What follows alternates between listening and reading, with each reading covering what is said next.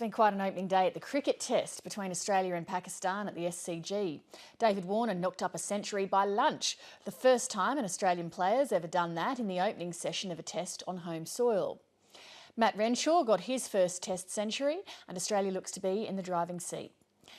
There to see it and making a welcome return to the microphone was legendary commentator Jim Maxwell. 5 months ago, Jim Maxwell suffered a stroke while covering the Rio Olympics. He's been absent from the airwaves ever since, concentrating on his recovery and his rehabilitation.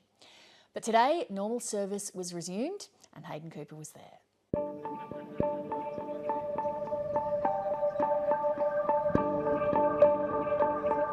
Thank you, Jared. It's lovely to be here. And thanks to everyone for their appreciative remarks and feedback in the last little while I've been listening to Chris and everyone else from my lounge room. How are you? Well, Jim, firstly, what's it like to be back in the commentary box? Nothing's changed, really. Blokes in white, green sward, atmosphere in the crowd. Feels like I've been here for a few years.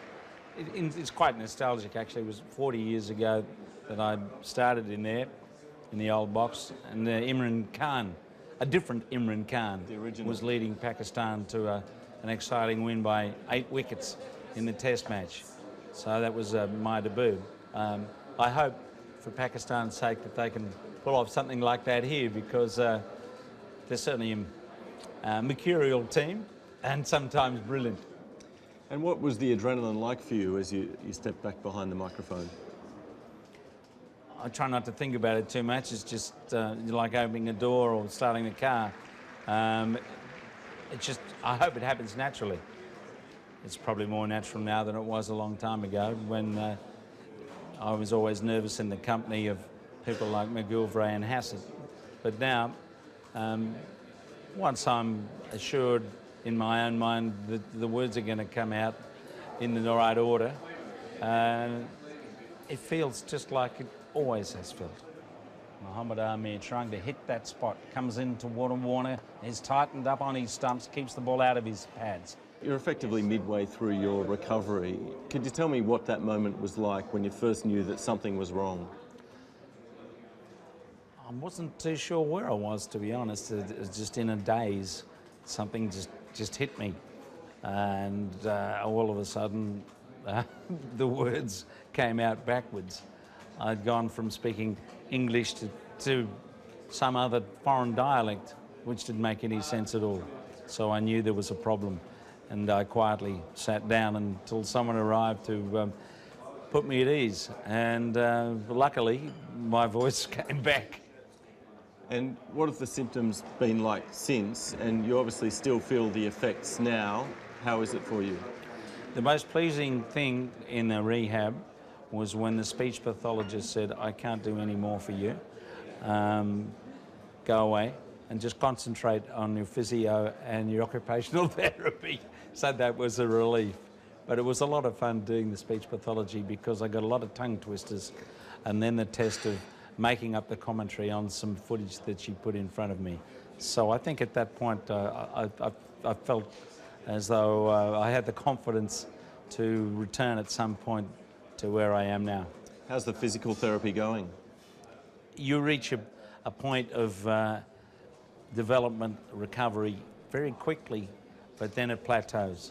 So that's where I am now. I'm a bit wonky on my right side, and it's a game of patience, a bit like a Bill Lawry innings from the good old days. So I'll just put my head down and hang around. And you mentioned what it's like coming back to the SCG, given that this is where it all began 40 odd years ago. I get the sense that a lot of Australians don't much like it when your voice isn't on the radio during summer. That must be encouraging for you. Well, it's nice to know you've got some friends out there, and I'm very gratified by the support I've received.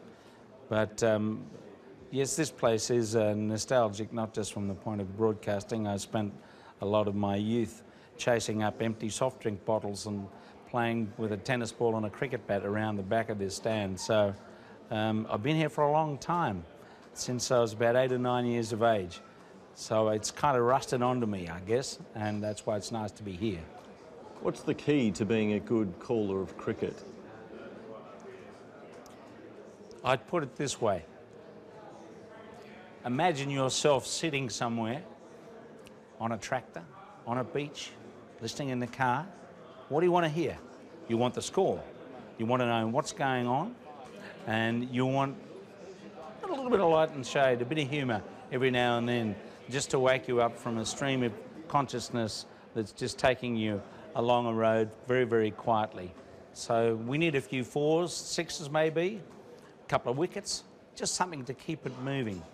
But essentially you're running a narrative, you're telling a story, and it's being a storyteller that makes it all the more exciting, because it gives you the chance to use the language. And I think that's the most important thing in developing your skill as a commentator of anything. Not to say the same thing all the time, to use the language and to enjoy the game to the point that you're really involved. Like Alan McGilvray always told us, get involved in the game. So the words have stuck. Mohammed Hamid bowls the ball. It's nudged away. A very neat little stroke with that thick outside edge towards third man, and a diving save doesn't. And should we expect to continue hearing your voice on the radio here during summer? There's no talk of retirement, I hope. I'll get bored, I think, if I did that. So as long as I'm healthy enough and the ABC are keen to have me on the air, I'll hang around for a while. Cricket commentators seem to lurk in boxes for quite a while. Brian Johnson was well in his 80s. McGilvray was 75.